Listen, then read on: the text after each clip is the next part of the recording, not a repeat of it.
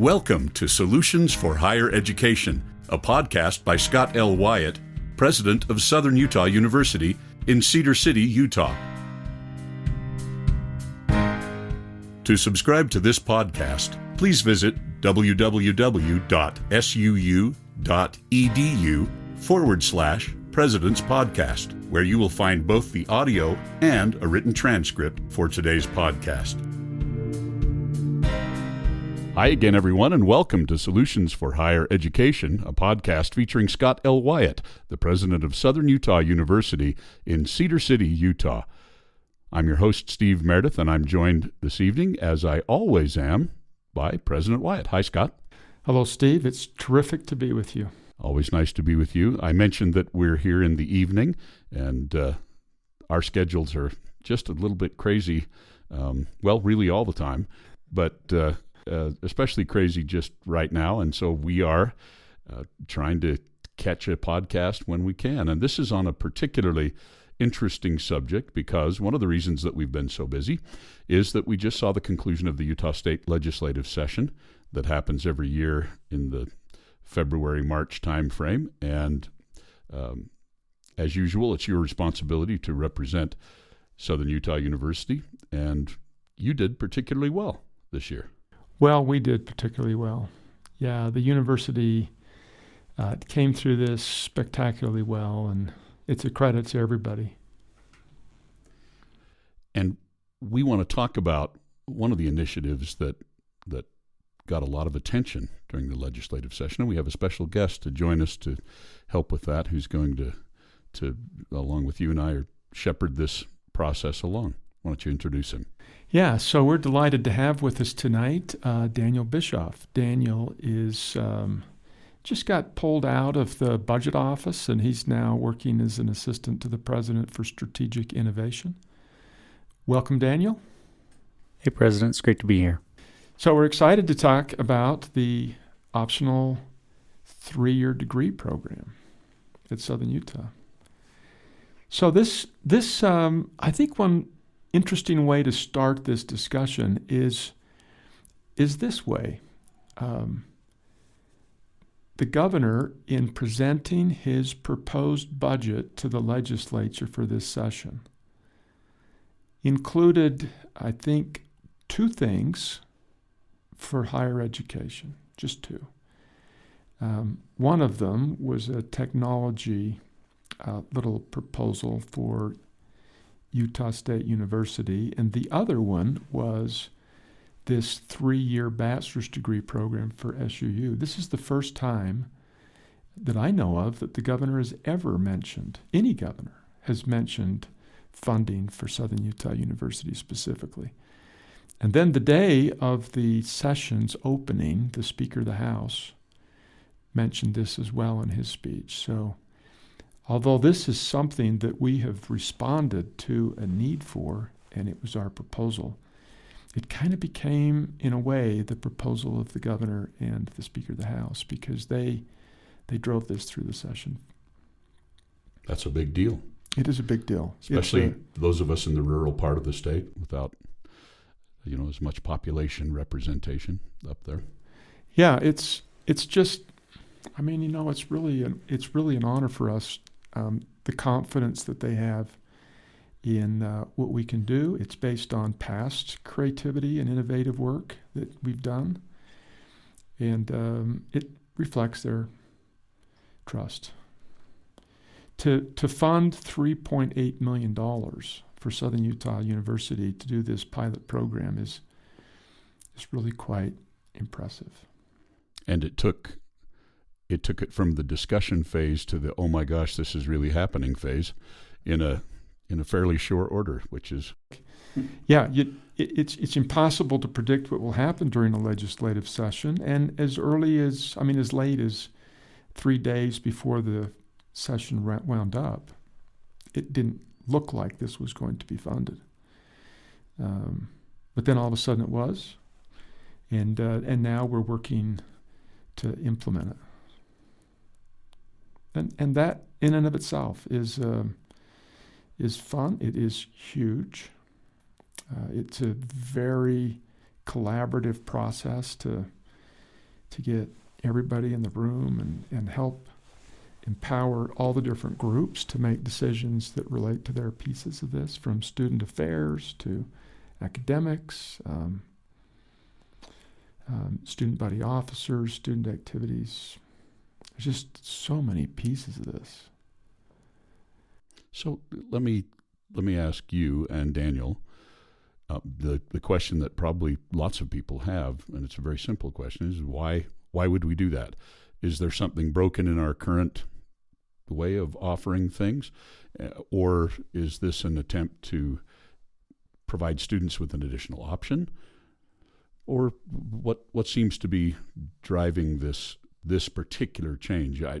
We talk in this podcast about innovation and about how important that is for higher education, particularly right now. But what's driving this particular innovation? Well, there's a whole bunch of things, but one of the leading things, so if there are two or three major reasons, one of the major reasons is that the legislature funds maybe $100 million every year to build new buildings on college campuses and in Utah.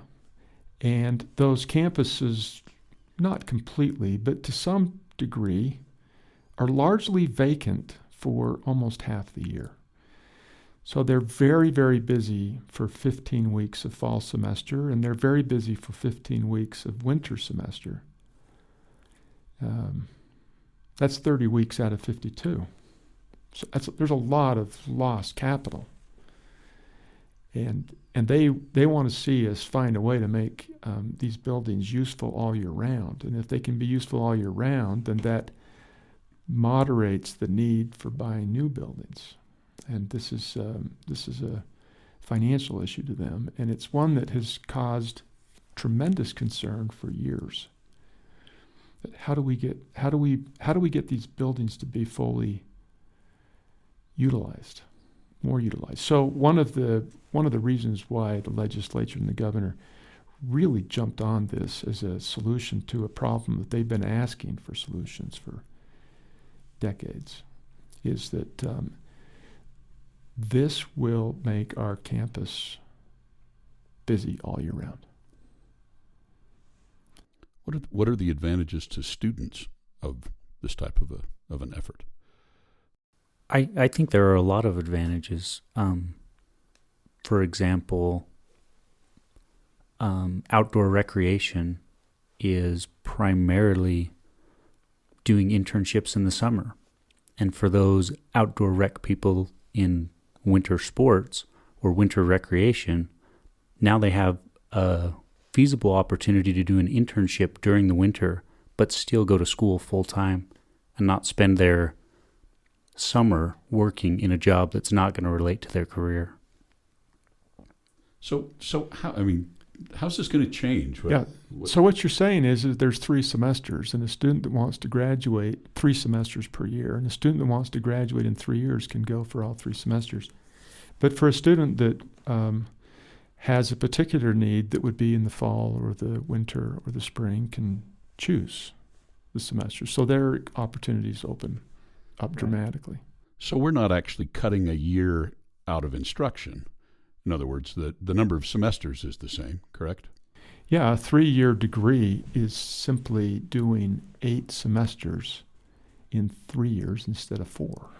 And so in order to do that, we have to have a more robust summer session. Right now, those are cobbled together in a variety of different semester lengths and formats.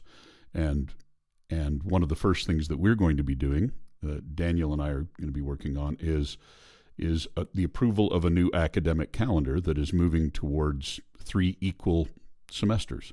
One that begins shortly after Labor Day, one that begins the Monday after New Year's Day, and then a longer, what we're calling spring semester, that begins during the last week of April and concludes in the 20s of July, so that now we have 3 equal length instructional semesters. Does that sum it up pretty well? Right. So you Start after Labor Day, and then we have roughly 3 weeks vacation over Christmas, and then we do winter semester, and then we have about 2 weeks of vacation before spring semester starts, and then we have about 6 weeks of summer vacation after the end of spring semester and before fall starts again, from the 24th of July past Labor Day.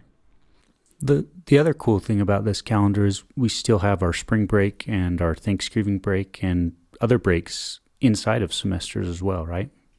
Yeah, so it'll look the same. It's just going to be slightly condensed in order to have these breaks between semesters. So the calendar works, instead of having a 50-minute class, we'll have 60-minute classes. Instead of having a 10-minute gap between classes, we'll have 15. That allows for more interaction between students and faculty members between classes, and then getting to another classroom across campus.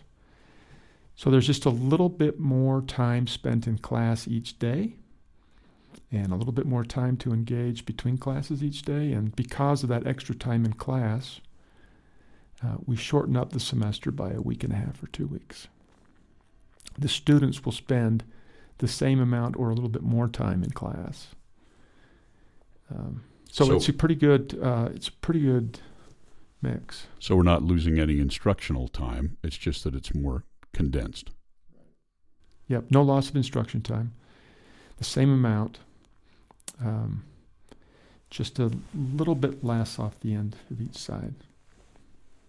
So and there are dozens of very good universities in the country that have this exact same schedule. It's not the most common, but there are dozens of schools that have a similar schedule like this, where they have this kind of offering. So we're not inventing the schedule by any means, but we'll be the first school in Utah that does something like this, and we'll be the first school near Utah that's kind of got this kind of a schedule. BYU Idaho has the same basic schedule, but BYU Idaho tells freshmen, you must come these 2 semesters, and they're chosen by the university, not by the student.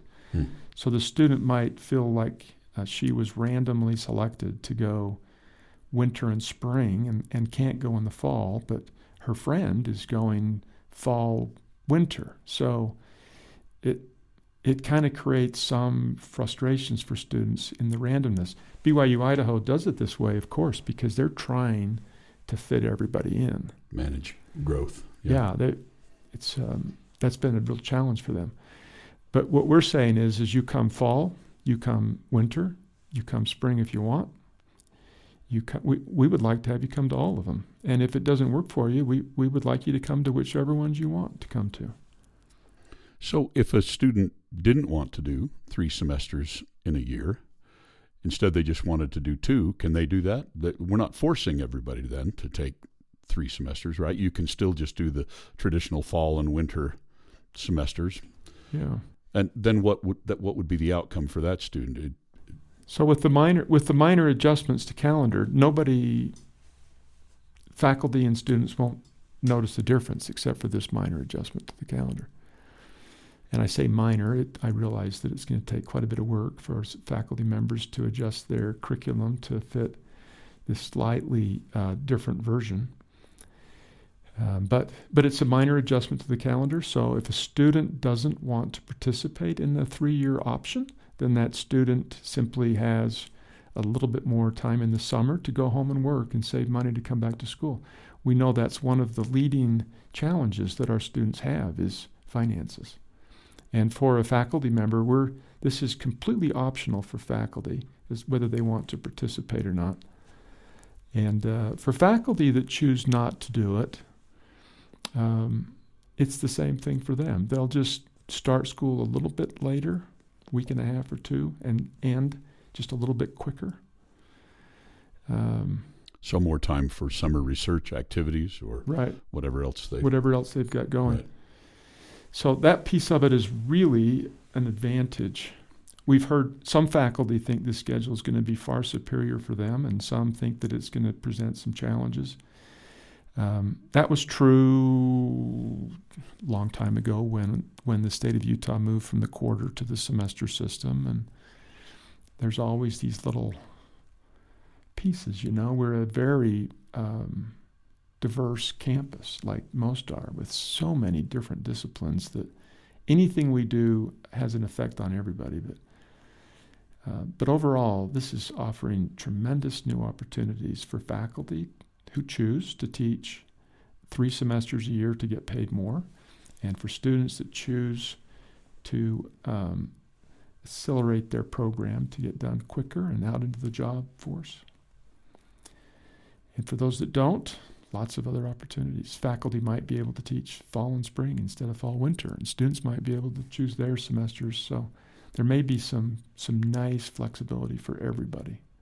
So if a student comes to Southern Utah and says, well, you know what, I am going to do this accelerated thing, but I'm afraid I might get burned out. You mentioned that there are still some breaks in the semester calendar. Do they get any kind of summer break? I'm asking now just because if that would be my concern. If I was a student, I'd be worried about not getting any summer break.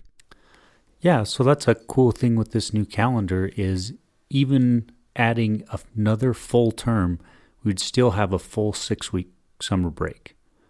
And for those that chose not to do that extended term, they would have an even longer summer break that would end up being, instead of 3 months instead of 3.5 would be 4.5 months. So yeah, for everybody doing it, you'll still have a summer break. And the students that decide not to do it will, as the president suggested, be out in the workforce earlier, get a jump on whatever the good jobs are. But President, I know one of the issues that you've mentioned about this particular project is that from an economic standpoint, it may make more sense for a student to do the 3-year program and get out in the workforce earlier. Why don't you share a little bit of that idea? So we realize that everybody has different circumstances, and so that has an impact on what's possible for us, But if you take the minimum wage salary that most students can earn in a summer and replace that with going to school, and then the minimum wage salary they could make in the second summer and replace that by going to school, the student has now given up 2 summers of what probably is a minimum wage job and gets out of school 1 year quicker.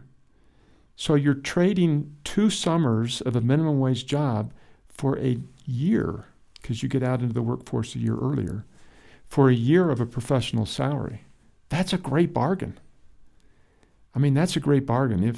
If a student can find a way to do that, either through a student loan or help from family or from savings or scholarships or Pell Grants or any of these kinds of things, that is a financial significant jump up. You've basically got 3 or 3.5 months, so you've got a half a year of minimum wage salary that you're trading for 12 months of a professional salary. That is a huge step up. So financially, this is a great gain for students. Great gain for students. Plus, graduation is a couple weeks earlier, so students get out into the job market before other universities in Utah. They get out quicker in the summers if they want to do an internship for the summer. There's just a lot of, or summer jobs, they get the first pick.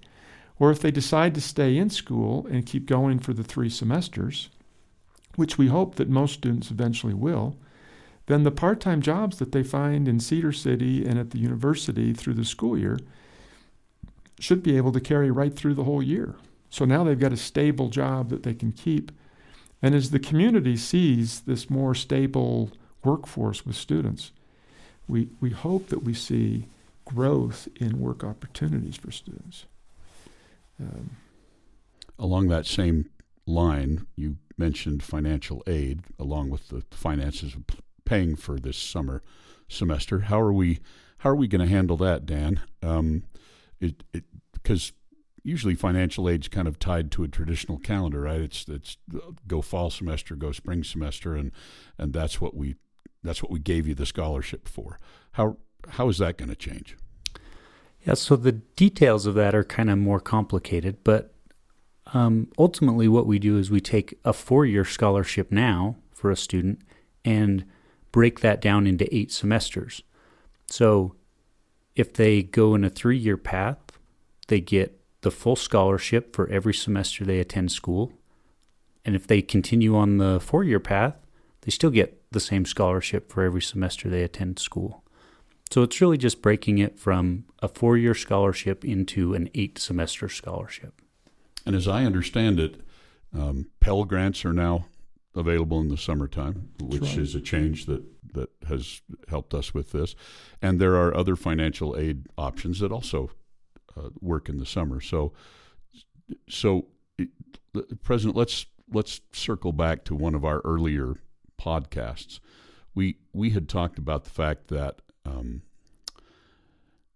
that the traditional academic calendar is rooted in a lot of really old traditional stuff, primarily agrarian stuff, where people needed the summer off to go work on the farm and plant and reap the crops and so forth and so on. Do you see this new schedule, this new calendar for SUU being one of the leading edge things that you're trying to do that other campuses in the state may try to copy? You, for example, you mentioned our Southwest Tech dual enrollment partnership, and I noticed in the paper that somebody was already hopping on that. Yeah. So is this one of the things that we're imagining, that we're saying, look, this has worked really well for hundreds and hundreds of years, but it doesn't reflect the current reality of the world that we live in. Let's figure out a more efficient way to do it. It'll help the taxpayers, but it'll also help students. Kind of a win-win situation. Do you think do you think people will be following us down this road, or they're going to be saying? Well, this was funded to us to be a pilot program. So the hope is that we can make this work. As you mentioned, our dual enrollment program with Southwest Technical College, once we got that completed, then Utah Valley University has announced that they're going to try to do something similar to what we had done. And we're thrilled by that. We're thrilled that we can do something that then other schools can pattern after or learn from and do something like it. And our hope is that we figure this out and then other schools do it as well. The financial gains of this are, for the state, the taxpayers, the community, everybody, is just huge, because you make the buildings productive all year long. By continuing to grow, yet spreading those students out over 3 semesters instead of 2, means that students that participate will only be here 3 falls instead of 4 falls. So you can see how that will decrease student body populations, relatively speaking. We think we'll continue to just keep growing, but the growth will be slowed down a bit in the fall and the winter, and then increase dramatically in the spring. We're calling it spring, but spring goes most of the way through the summer. But that means that landlords who are building apartments can have those apartments rented out all year long. It will help drive the cost of apartments down during the fall and winter, because they're able to rent them out in the spring to recoup their investment. It means that our parking lots will not be as busy as they otherwise would, because students don't come back for the 4th fall. They're only there for 3 falls.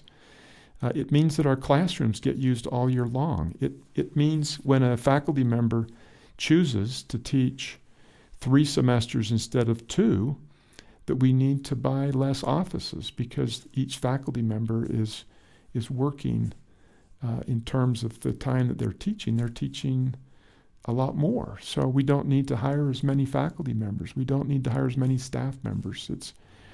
the operations of the university become more efficient. The impact on the community becomes better. The students can move through with less expense and get into the workforce more quickly for those that want to. It just seems like there are so many positives with this. We're excited to make this work. We're excited to be able to report back to the governor, to the legislature, and say, your investment with SUU, your trust, your confidence in us is paying back dividends for you and for students. Everything we do is designed to help the students, but we're also taxpayers first. That's right. I mean, we're all taxpayers, and we know where our support comes from. Our support comes from the legislature. It comes from the taxpayers. Our biggest donor. We are totally dependent upon the taxpayer, and right. And all three of us in this room, Steve and Daniel and I, we're all taxpayers. We get it. It makes sense. Why are these buildings sitting empty for 4 or 5 months of the year? Right. Right. We get it. So, those of our listeners that follow regularly know that our last batch of podcasts has been about innovation, and we've had people from around the country join us and talk about new initiatives and other things that they've been working on that we have found particularly interesting. And one of the questions we always ask them is, what have been the barriers? After the fact, we often ask, what was your favorite surprise, or what was a negative thing that you hadn't planned on? But we're new enough in this. This only happened 8 or 9 days ago, something like that. So we don't know what the surprises are yet, because we're still about to find out. But what do we anticipate the barriers to be? And I'll go first. So my father was a businessman, and he used to keep, this is always weird to me, but and kind of funny, he used to keep a leather-bound version of Green Eggs and Ham on his desk, because he thought it was the world's best sales manual, and he gave it out to his sales people regularly. He gave out leather-bound versions of, you simply don't take no for an answer. Could you in a box? Could you with a fox? That you just keep asking the question. So one of my favorite books that is kind of along that same line is a book that was popular probably now 15 years ago called Who Moved My Cheese? It's kind of an allegory about two little mice, one of whom gets completely freaked out because the cheese isn't in the same place that it's always been, right? So one of our barriers, one of the things that we're going to need to overcome is just the natural human tendency to fear change, or to worry perhaps needlessly about things that probably will never come to pass, and yet they seem to loom large during a planning or an initial phase of a project. And so that our listeners know, Daniel and I have been tasked by the president to help, as I mentioned, shepherd this process along a little bit. So I think, Daniel, is that fair to say that one of the things we're going to have to deal with right off the bat is that this is moving everybody's cheese? Yeah, I definitely agree. People sometimes struggle with change, and I think that'll be a big part of this, is trying to help move those along that have lost their cheese. And along the way, the worries that some people have, we're happy when they express them, because all of those help make the program work better. Most of the people that says, I'm concerned about this, or I worry about this, or have you thought about this? Some of those are really going to help us make this more successful in the end. That's right. The worries that people express, whether they turn out to be founded or unfounded, will help us avoid pitfalls. They'll help us make the right decisions as we go forward. But it is also true that people just fear the unknown. That's right. And at this point, as you like to say, President, we have landed and burned the ships. The ships are burned. That's right. So there's no swimming back. Yeah, it's the ships have been burned. That nice little story about Cortez is probably not true, but it's still a great story. He burned the ships to motivate everybody, and we've been given $3.8 million to build this program, and in a sense, our ships are burned. But now we have this brilliant group of people that are Southern Utah University, and as a group, we get to pick our path. And the path may not be exactly the way you, Steve, Daniel, and I think the path ought to be, but we'll all find the path together, and it's going to be a beautiful path. So, President, we've asked Dan what he thought his biggest barriers might be, or I expressed what I thought mine might be. How about you? What concerns do you have? What are the hard things that we need to get out in front of and make sure happen successfully and regularly? So we've got almost 1,000 full-time employees, and we have about 11,000 students. And it's really hard to communicate with everybody, everything as fast as we'd love to.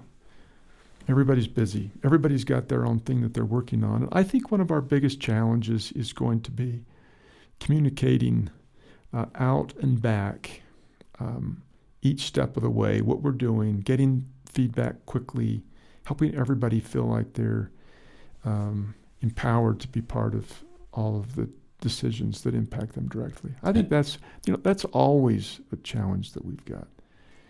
Which is weird in this era of instantaneous communication. Well, that is the problem. That is the problem. It's accuracy of communication. And even me, I mean, I'm looking at my phone right now, Steve, and it says, I shouldn't admit this to the world, but it tells me that I have, at this moment, 357 unread emails. So I've got a lot of, and this is kind of a steady flow. And I know that a lot of other people have similar challenges. So if we send out an email, 211 of those that are for me, I apologize for. I mean, we all have a lot to do, and it's hard to. We've had forums on this. We've had a number of forums, but not everybody's able to attend those, even though we have each of our forums twice a day to try to make it for everybody's schedules. Those are a little bit challenging. Emails are difficult. So I think the communication, as you said, change is challenging for everybody, most people, not everybody, but a lot of people. And then communicating back and forth so that everybody knows what we're doing. The lack of communication and the change combined cause some people to be really nervous and worried about what's happening. So I think those are two of our big challenges. What would you say to those people that are nervous about the change and don't have the answers that they want? Add another email to me. I think I think what we would say is that they should be calling you Daniel or Steve or me, because what we're doing right now is we've put a lot of our duties on hold, and the three of us are spending a significant amount of time on this. And of all of our jobs, talking, listening, getting feedback, answering questions is possibly the most important thing that the three of us are doing right now. This podcast is an effort to help get the word out accurately and in a timely way. And as you mentioned, I think the three of us were in 5 separate and distinct meetings with different constituent groups today, 4 or 5 anyway, and that's going to be our life. We're going to be meeting road warriors for a little while to make sure the word gets out and gets out accurately, and to calm fears, to make and the truth is, this is I think what makes it the hardest for people in higher education, because as you mentioned, everybody here is brilliant. I find myself in many rooms where the concern is not at all am I the smartest person in the room, but the concern is, can I even keep up with the people in the room? I regularly feel that way. But spreading the word and spreading it accurately about what is going to transpire and how it's going to transpire, or to solicit feedback about how things should transpire, is sometimes hard for smart people to wait for. They would much rather, because they're critical thinkers, they'd much rather imagine every pathway. And I think it's incumbent on the three of us to simply say that's great feedback, and to shrug our shoulders and say we don't know when we don't know, because the truth is that despite the fact that the ships were burned behind him, Cortez had no idea what was over the next hill, and the same is true here. We're really truly plowing new ground, and despite the fact that it's up to you primarily to set the course for us, we relish all the feedback that people are going to give us, because it's going to make it better. Yeah, it'll help guide the process. A better ship. Daniel, you and Steve are one of the challenges with this is putting together degree maps, 3 and 4 year. Right, and we're hoping that those other smart people on campus that know a lot more than we do about specific things can help drive that and come up with a better offering in the end. Yeah, why don't you describe the challenge of 3 and 4 year degrees? So the assumption is that everybody can graduate in 3 and everybody can graduate in 4. How does that complement our complex? How does that complicate? Yeah. So our world. As an example, if we're offering a course every other spring semester, like we do now in a 4-year degree program, or we're offering a fall-spring sequence, and if you don't take it in the fall, you have to wait an entire year before coming back to that. We have to leave that in place, ultimately, and we have to add other offerings in winter, in summer, every other semester, to be able to keep what we're doing alive and not change it, and also account for people that want to speed up the process. And on top of that, we need to try to make sure that we have people to fill those classrooms. So it's a really complicated carousel of course offerings to try to make sure that we don't change what we currently have. We don't disrupt our current students that don't want to speed up the process, but we still allow that flexibility for the students who do want to speed up the process to do it. Yeah, so making it so a student can graduate in 4 years only going to fall and winter, and then making it so that a student can graduate in 3 years going fall, winter, spring, 3 times instead of 4 years worth. For the students, it'll just look nice and smooth. Yeah, students should just have more course options available every term, and it should just make their lives easier, ultimately. They have more choices. They don't have to wait as long to get courses. Sequencing isn't as important because it's offered in more than one term. I think there are a lot of benefits for the student. The first spring semester, as we really start rolling this out, we assume that the number of students that come in the spring will start out a little bit slower and then build up as the culture changes. So, in fact, I think the first couple springs are going to be the best times to be here. The weather's going to be awesome. Classes will be small. Yep, small classes class will size. be small. Cedar City is never more beautiful than it is in April, May, June, July. Great times. 7 national parks within a 4-hour drive, and the closest one is 20 minutes from campus. It's a great place to be that time of year. Yep. You can't beat it. So this is one of the fun things about it is getting students to be here when we're the best, when it's the best. And we have a lot of students that attend SUU from Salt Lake and Wasatch Front, but we have a lot that come from Clark County, Las Vegas. And for some of those students, they might enjoy the more moderate weather in the summer than Vegas weather. Agreed. I know I would. Yeah. So you mentioned the challenges with rolling this out, and that the faculty and department chairs and deans are going to be not helping us, but just completely instrumental in helping to build those 3-year course plans. What's your sense then of the number of programs that we're going to be able to roll out initially? Do you think? I mean, we're not even though the legislature has been very generous to us, we're not going to be able to. It's not reasonable to expect that we will be able to roll out every single program on the very first day, right? I think that's right. We're hoping to have a large offering of programs, but we're trying to be efficient in that process and think about what's our student enrollment demand, and also consider what the state is looking for with 4- and 5-star job placement. So those are the degrees we're going to focus on, are where are our large enrollments at SUU, and what are the 4- and 5-star jobs that we need majors graduating in.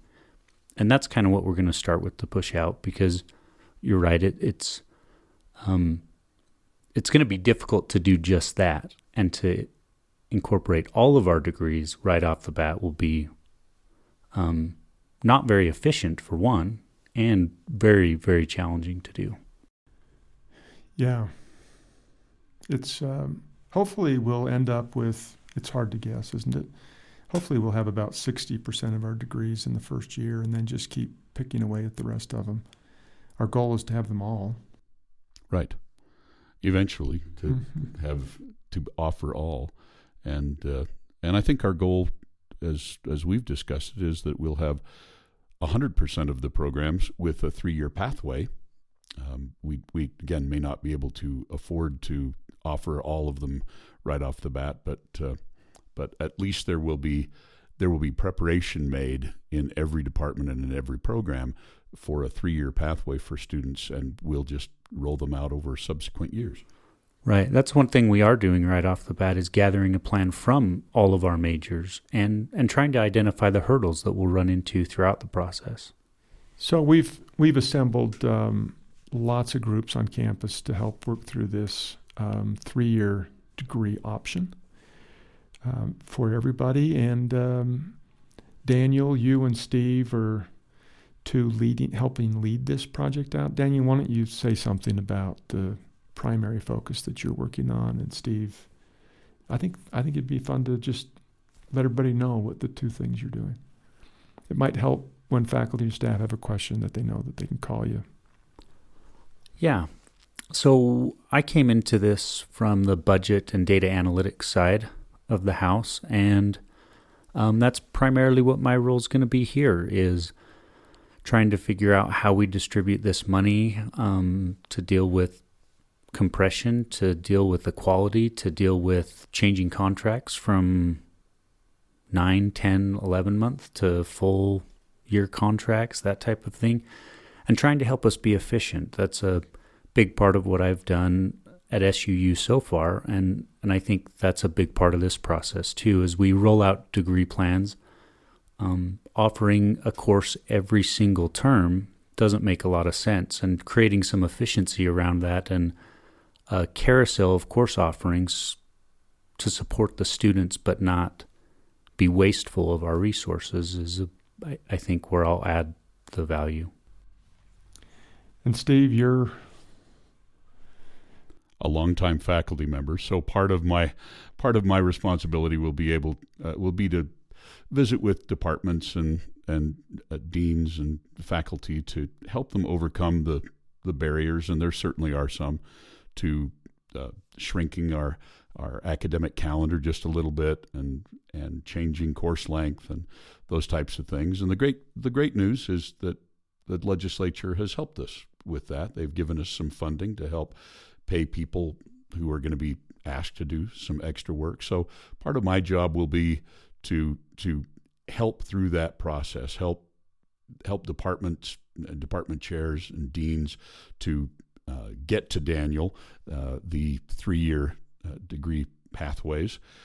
And strategic communication, I think, is going to be part of what I'm doing. I'll be working with our marketing office to make sure that the news is accurate and timely, and of course, part of part of what we do, part of what all three of us will be doing, will be that we'll be visiting consistently, I think, for the next several weeks, every constituent group that we can think of, from community-based groups to church-based groups to almost every conceivable student type of gathering, to open forums, and so part of my job I see as making sure that, and I'm sure Dan feels this way too, that we're there supporting you as this gets delivered, and when people have questions, then we would be the primary source of contact. And if it's a financial or an analytical question,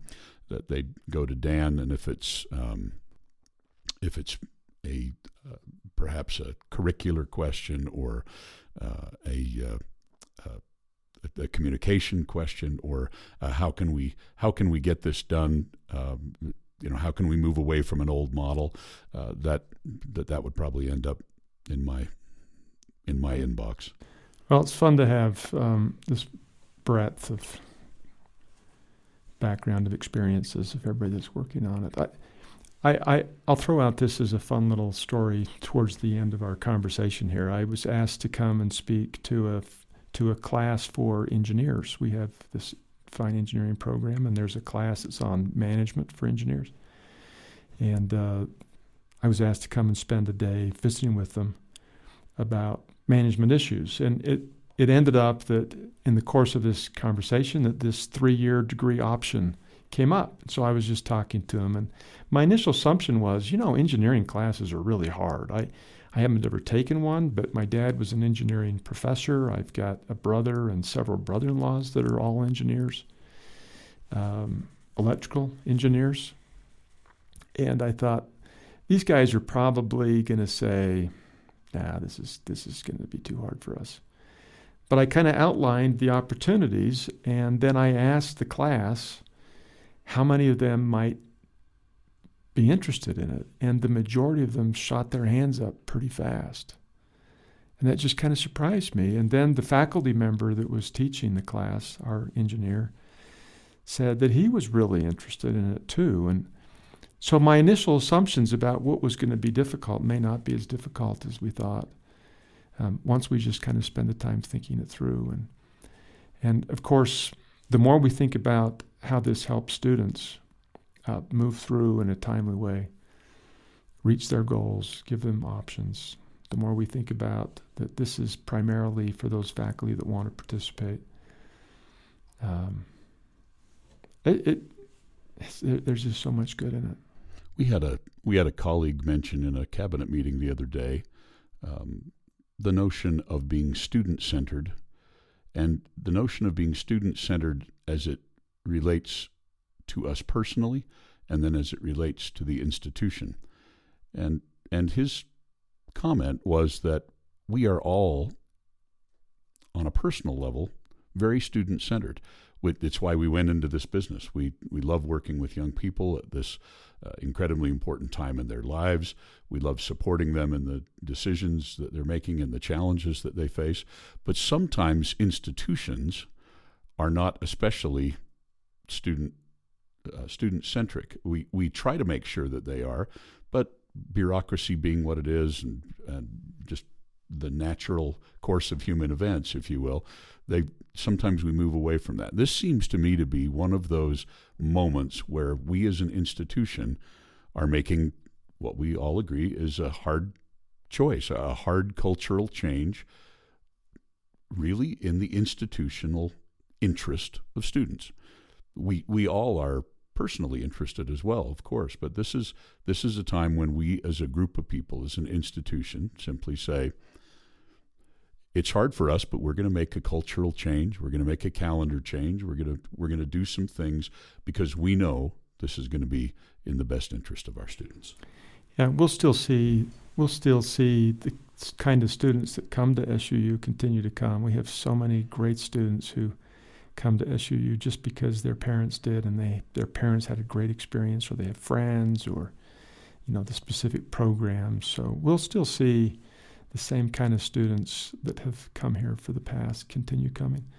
And as you know, we've grown an average of about 8% each year for the last 4 or 5 years. So a lot of growth going on here. Yeah. But I believe that what we will find over the next several years is that our growth in new students will be led by those students who are serious about their education, students that know what they want to do and are after it. Of course, we'll still find a place for those that don't know what their major is, because we've done very well for those students. But the degree option for 3 years, I think, is going to draw some really great students, and that'll help elevate the whole quality of the experience. And we know that this current generation of students is more worried about getting into the workforce and specifically focused on training for work, more so than any generation prior to it. Yeah, and when I was a student, how long ago was that? 40 years ago. The last thing in this world I would have wanted to do. You are old. That's all I have to say about that. Yes. Well, Mr. Gray Hair sitting next to me. I should say Mr. Graybeard sitting next to me. Yes, that's right, Mr. Graybeard. 40 years ago, I don't think I would have considered this, but my daughters all wanted to do it. At least the two, at the time that we started talking about it, I asked my 2 youngest daughters that were in school, and they were both absolutely would love to do it. So I think students today tend to be more interested.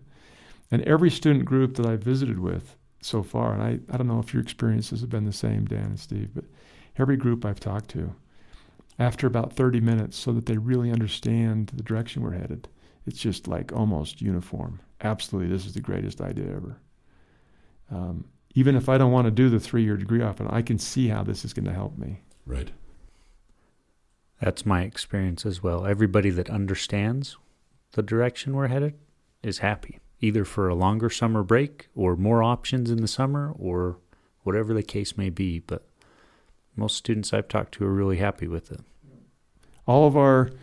Most of our study abroad happens in the summer when it's the most expensive. And if a student says, I want to go to school in the fall and the spring and go on a study abroad during the winter, they don't get behind in their studies, and they get to go when it costs less. I mean, you just keep adding up these little nice opportunities that it makes.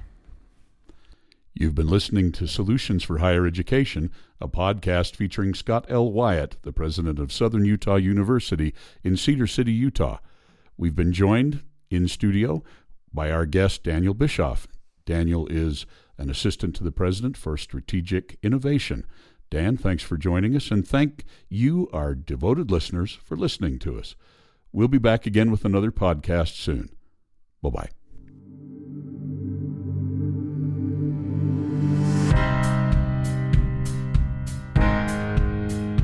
Thanks for listening to Solutions for Higher Education. To subscribe to this podcast, please visit www.suu.edu/President's Podcast, where you will find both the audio and a written transcript of today's podcast. The original music for this podcast was composed by Jack Barton, a master's degree student in music technology at SUU. For more information about Southern Utah University, please visit www.suu.edu.